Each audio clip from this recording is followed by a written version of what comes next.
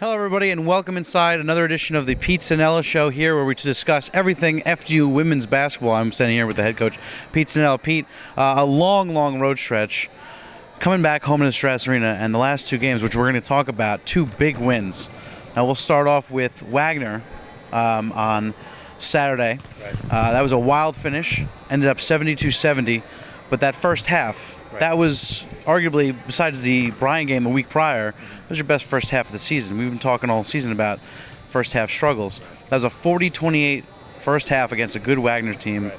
Walk me through that first 20 minutes. Well, it was. We had a very long road stretch. We didn't have a home game for a month, so we finally came back and we have some home games here. And you're right, we jumped out on Wagner, played real well.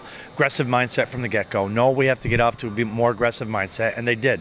We had a double-digit lead most of the first half and really played extremely well. Probably one of our best first halves of the year.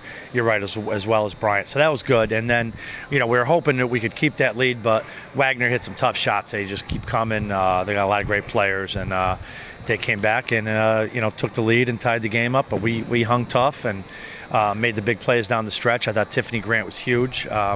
Getting to the foul line with a minute to go, down 2, and then making our pass ahead. That was the key assist that she got, passing ahead to Cruz. So we really played well down the stretch. In that second half, obviously, Jasmine Nwaje, NEC's leading scorer, she came alive again. Jordan Peck, who you had kept at bay in the first half, she came alive a little bit. Lindsay Rowe, too. But you buckled down when it mattered. Right. I want to know what was going through the team, what you guys were discussing in that timeout before the last defensive possession, that big stop that got them down late in the shot clock, forced a turnover, and led to the game-winning bucket from Kelsey Cruz. Well, we wanted to keep Jasmine Nwaje out of the paint area, and then we didn't want to give Lindsay Rowe or Jordan Peck an open 3. So it was tough because we decided to go zone there and try and contain that. And luckily, I think it was Amanda Andretti's on the ball, really contained and kept them out of the paint. And we did. We forced a shot clock violation and got the ball back. So that was huge to have the ball, tie game, 5 seconds to go.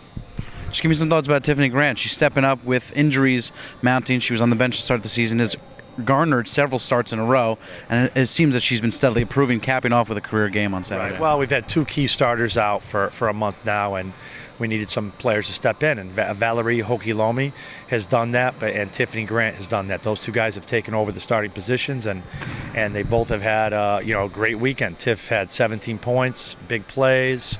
It's a very solid day, and we're looking for her to be a defensive stopper, be a real good post feeder, and try and make the open shots and attack the rim a little bit.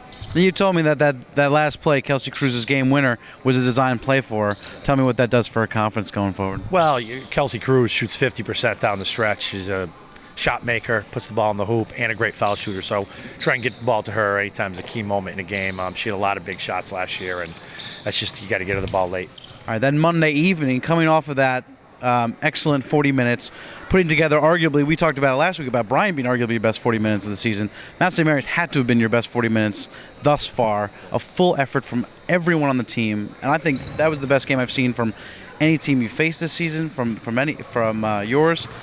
It seemed every player that stepped onto the court for you guys stepped up, scored, contributed in different ways. Just give me some thoughts about that game. Exactly. It's true. The total roster was really making the pass, finding the open man, helping each other on defense, and everyone contributed on offense. I think we had all 9 players that played in the first half came in and scored. All 9 players were getting assists, getting rebounds. So everyone was doing something. That was key against Mount. They were probably going to double and triple team Erica Livermore and not give her a lot of looks. And we were trying to make sure we didn't play her too many minutes. So it was good that we had the freshmen come in off the bench, out to Leah Butler, Amina Markovic. They were real big. Zaina Bakgun is playing better and better every game. Seems like she's in a good 4 or 5 game rhythm. I think she's going to really step up here these next few games, and she's hitting the open 3 and she's finding the open man.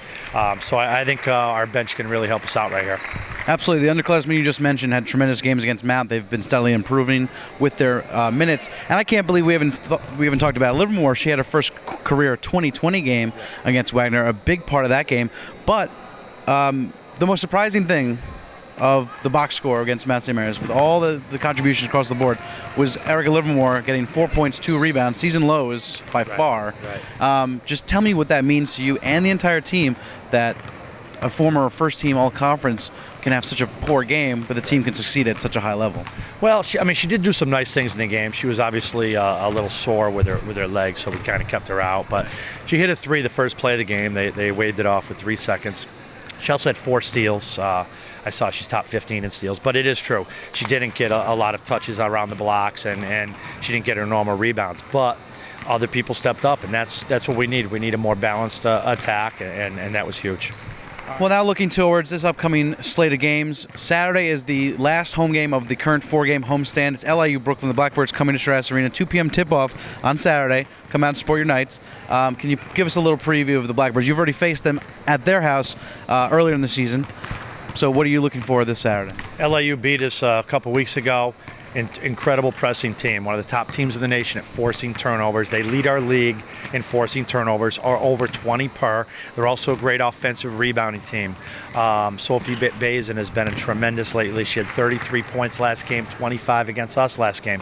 She's been tremendous. They have a lot of high energy, full court press mentality, but they run some good sets. They run some good quick hitters, a lot of back screens involved. So we got to find a way to keep them off the boards and take care of the ball.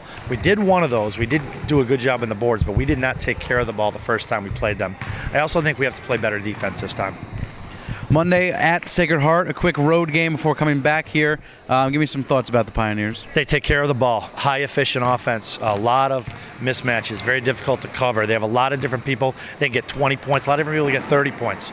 They shoot the ball real well, and they take care of the basketball. So we got to find a way to really defend a very difficult team to stop, and that's going to be the key on the road, where we're trying to pull the game out at Sacred Heart.